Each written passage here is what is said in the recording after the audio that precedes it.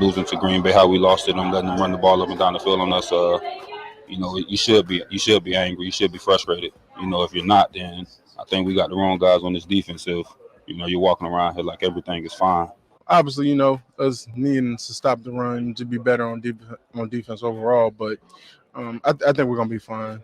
I'm not really crying over. Obviously, there's gonna be some guys that obviously feel some type of way, but as a D line, as the guys that I can control and people that's in my unit, we just got to make sure we holding up our end and doing a good job out there. I believe in the principle, of conflict is good because it brings resolve. It's R&R in the morning. Curse, Hankins, and McCarthy in that order, speaking to the defense. Let's talk some Dallas Cowboys with one of our favorites, our Rock the Mic champ, our OG in the Valley Connect. His name is RJ Ochoa. Welcome aboard, RJ. How are you this morning? It's great to be with you guys. We're having some internet issues, so no video component for me today, but I will let you know, I wouldn't lie, I look incredible. So you're missing out on that.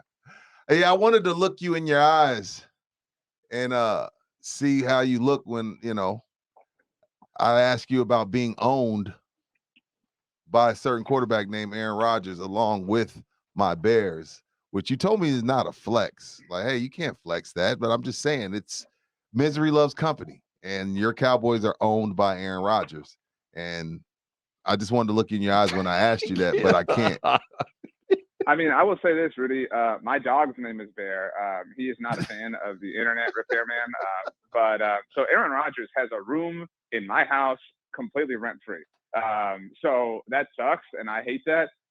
But again, the fact of like, we are owned, you are owned too, doesn't seem like a high point for me. You got a franchise quarterback. Let's be excited about what the Bears have going on. You're right.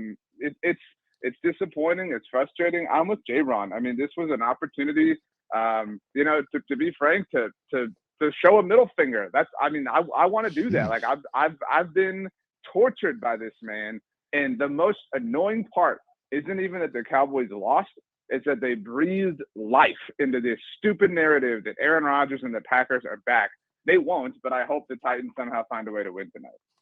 RJ Ochoa blocking the boys, a little sour after the Packers a little win. Salty. You spoke to it. Curse was upset. He spoke to it as well. McCarthy in post-game spoke to some confrontation in the locker room. What are you hearing? What's going on behind the doors? There were some reports that Dalton Schultz had, and Micah Parsons had spoken to players and, kind of, hey, guys, let's get our act together. I don't think there's any finger pointing or being upset with one another. They're just challenging, each other. I think, that is a literal direct conflict, right? J-Ron Curse saying we're pissed, Jonathan Hankins saying we're not pissed. And so I think people handle stuff like this differently. Me, I'm really upset and petty, right? And there's some people who kind of shrug it off and brush it off. In the grand scheme of things, it's not a death sentence by any means. The Cowboys are still going to be fine, still a playoff team, but it was concerning, right? It's not just, hey, we lost this game. It's, hey, we blew this game. Yes. Hey, we got run over. To my point of intensity, if you can't get up for this game, I mean, if you can't get up to go beat the boogeyman, who has tortured, this and that, and every person who's worn your uniform for the last 15 years, and you can't do it for your head coach, like you really going to get razzed up to go visit the Jaguars in late December, like that gets your juices flowing. So it's just an interesting sort of situation. We'll talk about that when we get there, but Dak beats the teams he's supposed to beat. Jaguars, Colts, and Texans, I don't think are going to be a problem. He has a really good record against teams below 500. But let's put Green Bay to bed as they have. Let's look at the purple people eaters. Cousins. Let's look at both teams' big three, RJ.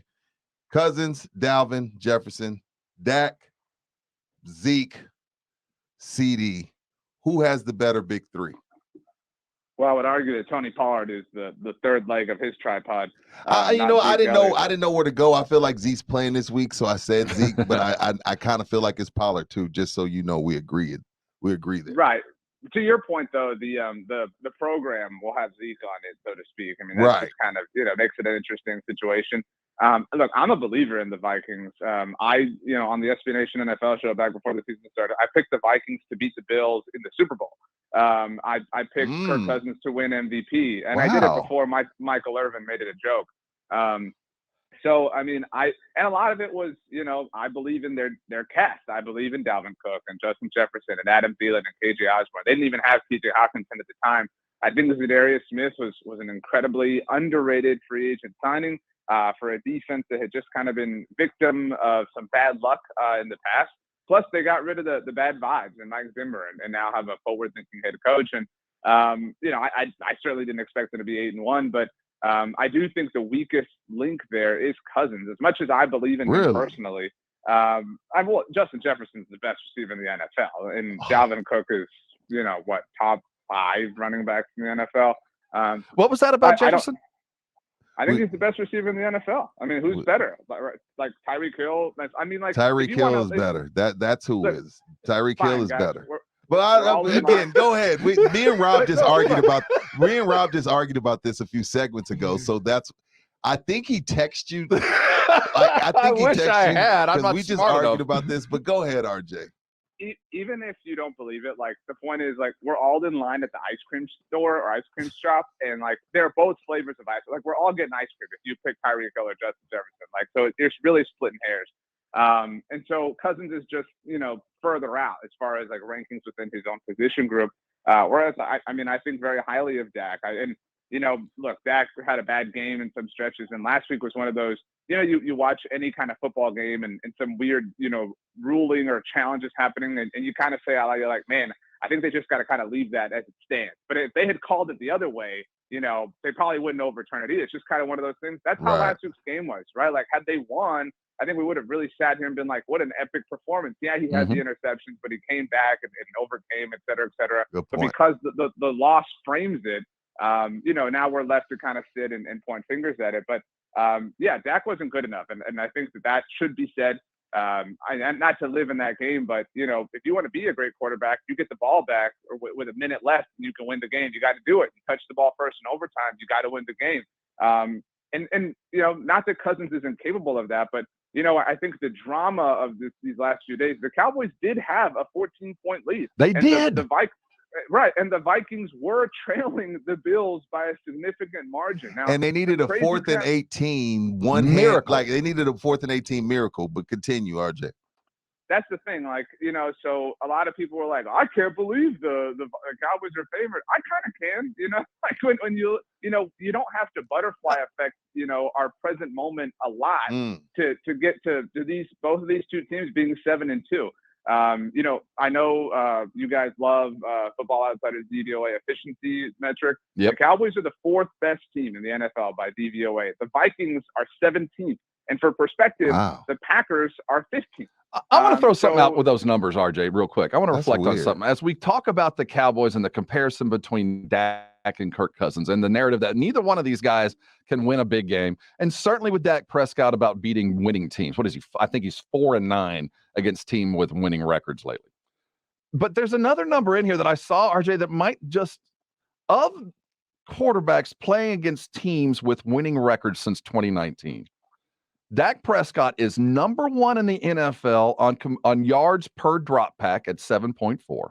He is 4th in the NFL in yards per attempt at 8 yards attempt.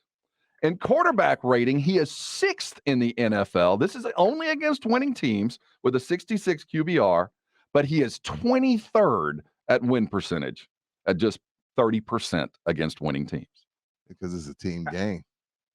And that's the thing, yesterday the fantastic Bob Sturm noted in his assessment of last week that objectively the 4 worst performances by this Cowboys defense, however you want to define that, are literally the 4 Dak Prescott starts on the year. People want to say like, oh well, Cooper Rush was able to get it done with this defense. Well, he wasn't, or he was, excuse me, but that it's different situations. And to your point, Rob, and I know you kind of boosted Dak, but like. Again, if you butterfly affect things like, okay, we're defining this as winning teams. What arbitrary team X wound up with an over 500 record off of a weird fluky Week 18 game? You know what I mean? Like there's a lot of, things that go into that. And I think I hate to, dilute it down to like, well, what does it feel like? What does the eye test tell us? And I think more often than not, Dak Prescott comes up in big moments. He's not perfect. He's not infallible. To that point, though, Josh Allen peed down his leg last He week. did. He did. And that's nobody the thing, like, cares. Nobody criticizes him for it. It's just like, oh, it's okay. Like he's won 3 rings or something. Of the 4 quarterbacks that were kind of dancing around, Dak, Rodgers, Allen, and Cousins, Dak has taken all the heat for blowing the lead. Allen's taken none. Cousins is getting 0 blame for, helping mount an incredible comeback, while Rodgers is getting all the credit for really doing nothing except handing the ball off to Aaron Jones. I mean, it is a game of narratives and, what story you want to play up sometimes. Rob and I were listening to McCarthy's presser, and John Machota of The Athletic asked him exactly what you and Rob were just talking about. And I don't know what to think of it. McCarthy blew it off. He said, why is the defense better when Cooper Rush was playing? And Rob and I were like, damn, Machota, you kind of reaching. But then now you just bring it up. There is no correlation, but there is a correlation, but there isn't. Yeah, but they can't. That doesn't matter, right? It doesn't matter who's playing. Like, why would the defense be better under Cooper Rush? Like, I'm trying to put it together because you brought it up. Machota's brought it up. But McCarthy was like, no, there's no correlation. And I kind of agree with them. But then I don't. It's really coincidence that it's funny and interesting.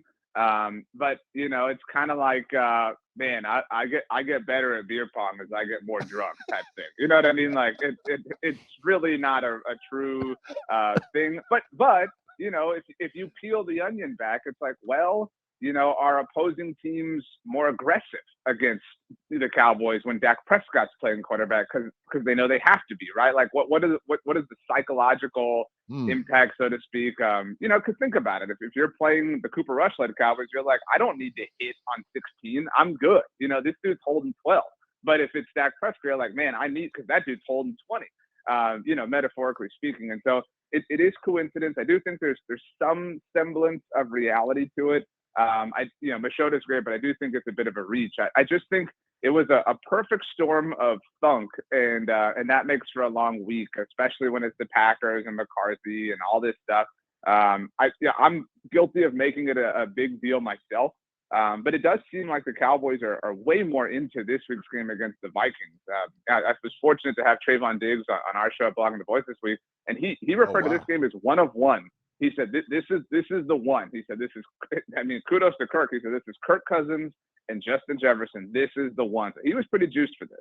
Good. RJ Ochoa of Blogging the Boys. He stops by regular. Make sure you're hitting Blogging the Boys every day. If you're a Cowboy fan, that's the best way to do it.